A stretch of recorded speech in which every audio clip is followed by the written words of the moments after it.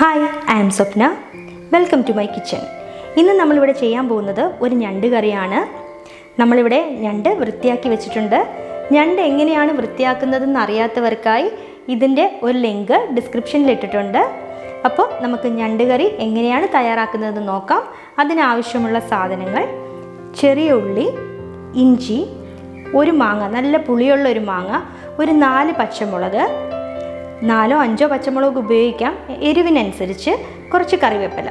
പിന്നീട് ഇതിൻ്റെ അരപ്പ് തയ്യാറാക്കാൻ ആവശ്യമുള്ള സാധനങ്ങൾ: ഒരു ഹാഫ് പാർട്ടോളം തേങ്ങയുടെ ഒരു പകുതിയോളം ചിരകി വെച്ചിട്ടുണ്ട്, കുറച്ച് ചെറിയ ഉള്ളി, ഒരു 1/2 സ്പൂൺ ജീരകം, അത്രയും തന്നെ കുരുമുളകിൻ്റെ എണ്ണം വേണമെങ്കിൽ കൂട്ടാം, ഒരു ചെറിയ വെളുത്തുള്ളി, ഒരു 1/2 സ്പൂൺ മഞ്ഞൾ, 1/4 സ്പൂണോളം മല്ലിപ്പൊടി, 1 സ്പൂൺ മുളക് പൊടി.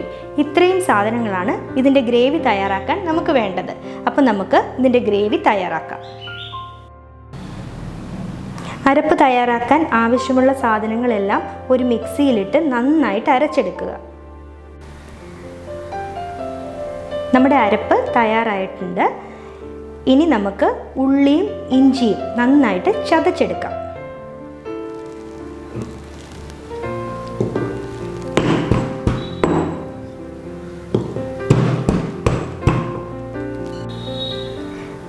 നമ്മൾ ഇഞ്ചിയും ഉള്ളിയും ചതച്ച് വെച്ച് കഴിഞ്ഞു.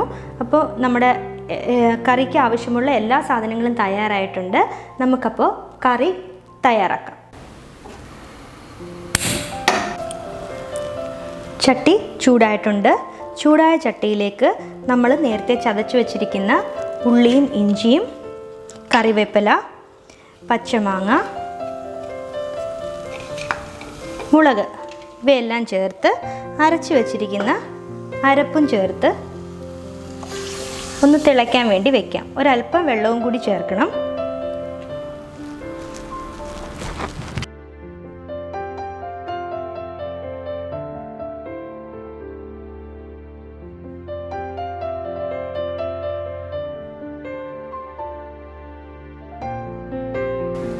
നമ്മുടെ അരപ്പ് തിളച്ചിട്ടുണ്ട്. അപ്പോൾ ഇതിലേക്ക് നമുക്ക് വൃത്തിയാക്കി വെച്ചിരിക്കുന്ന ഞണ്ടിടാം.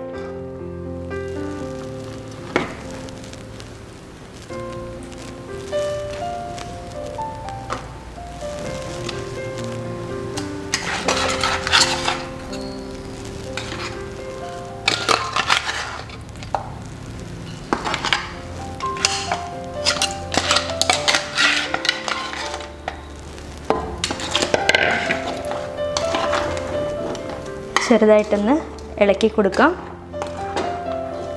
ഒന്ന് തീ കൂട്ടി വയ്ക്കുക.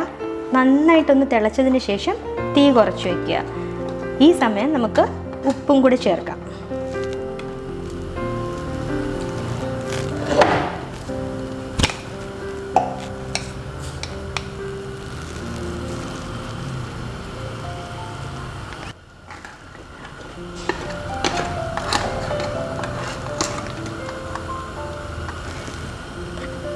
കറി തിളച്ച് തുടങ്ങിയിട്ടുണ്ട്. നമുക്ക് തീ കുറച്ച് മൂടി വയ്ക്കാം.